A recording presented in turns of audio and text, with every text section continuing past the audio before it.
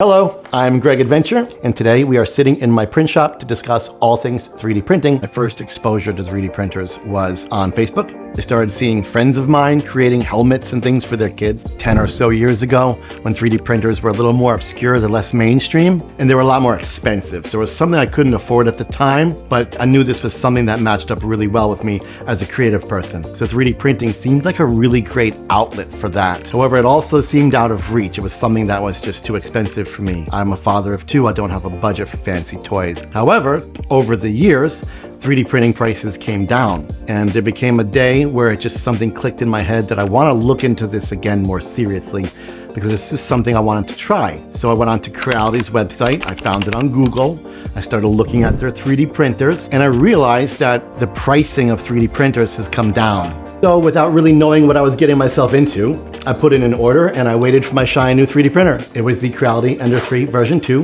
which fast forward a few years is now a very popular entry-level machine for thousands of users worldwide. I began adding more and more printers one at a time in what we call in the industry a print farm, printing all at the same time to help increase your volume. And I have a whole series of Creality Ender printers, starting with my initial Creality Ender 3 version 2, which is still in use and with me to this day. They followed that up with larger printers. In the CR series, there's a CR10, CR6 Max, 5 Plus, and I have several Ender 3 Max, Ender 3S1, Ender 3S1 Plus. And now, newly released, there are fancy K1 and K1 Max 3D printers. Behind me, notable by the orange door, is also their newest Creality resin printer, the Halo Mage Pro. Each of these printers play their own role in helping me create. Some of them have bigger and larger print beds, offering larger parts. Other ones are smaller and faster. Now there's a huge shift in the market where faster, more advanced printers are coming out. The resin printers create greater detail, so I can create small things with higher detail that FDM printers can't produce. So together, I combine all of their pros and cons to create various 3D objects, such as this guy sitting right here on my lap.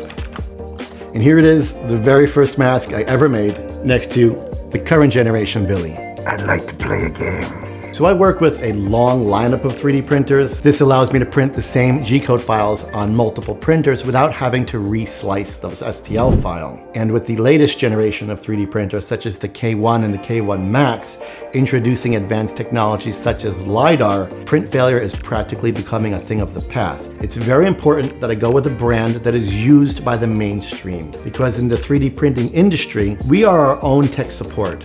The community of 3D printer users help each other to rectify problems, improve our usage, and other things such as that. Another benefit to using printers such as Creality is there is parts availability.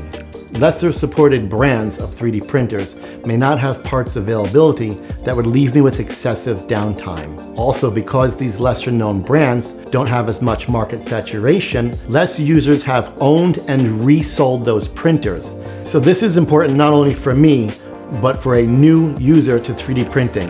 If you're looking to get into 3D printing and you're deciding on a brand or a manufacturer, you would want to go with something that is tried and true, something that is widely adopted. Should you choose a new fancy shiny toy from a lesser known brand, you may find less support from the 3D printing community because less people own that printer. I recommend starting with a machine that is widely used in the 3D printing community. So I do think Creality is a very good brand for novices. The reason I say this is because Creality has the largest lineup of 3D printers of any manufacturer in the world.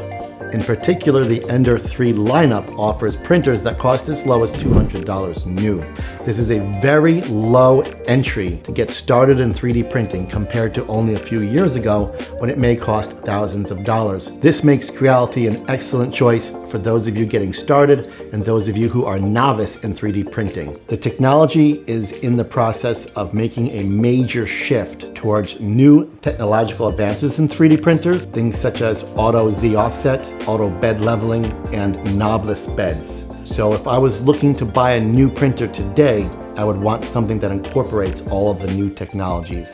It's a good time to start moving away from the older machines that may be enticing because of their low cost in the used market. I would look into Creality's newly released Ender 3 version 3 line, as well as their higher end K1 and K1 Max. All of these machines are incorporating newer technologies that used to be very expensive or non-existent even 2 years ago, such as direct drive extruders, auto bed leveling, knobless hotbeds, and auto Z offset. Setting your Z offset manually is something that has stopped many 3D printers from ever finding success, and today that is starting to become no longer a thing. This one is Creality's newest and most advanced printer ever. This is the Creality K1 Max, the big brother of Creality's K1. This is their newest and most advanced printer, notable by its full glass enclosure. The full glass enclosure allows us to maintain a proper chamber temperature to avoid things such as warping due to cooling and drafts. The printer has two panels, the top and the front door. The top is removable to give full access to the inside of the printer. The door swings open to give you access to the print bed. The K1 series is utilizing newer, more common print beds known as PEI beds. Behind the front door exposes the print bed. This is also using the newer style flex bed that is magnetic and can be removed completely from the hot plate in order to flex the model off and then return it to the printer. This printer utilizes a lot of newer technologies, including direct drive. Direct drive means there's no external extruder. The gearing is inside the hot end itself, pulling the filament directly into the hot end, so there's no chance for it to have a problem while being pushed through this tube. Instead, it's being pulled directly from the direct drive. This allows access to higher temperature filaments and flexible filaments. Mounted here on the side of the hot end, the Creality K1 series utilizes new and emerging technology in the 3D printing world known as LiDAR.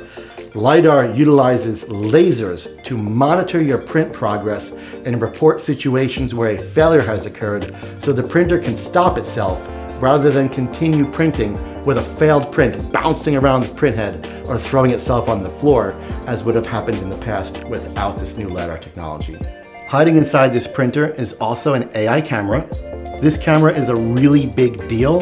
Throughout the previous years of 3D printing, something that most users have wanted to do is create fun time-lapse videos of their projects. However, this used to utilize third-party and custom firmwares, softwares, and hardwares in an attempt to make this work, and it usually led to failures. Now, the industry has caught up, and they have included the software and the cameras built into the machines, so making time-lapse has become an easy thing. You are on the 3D Rundown YouTube channel.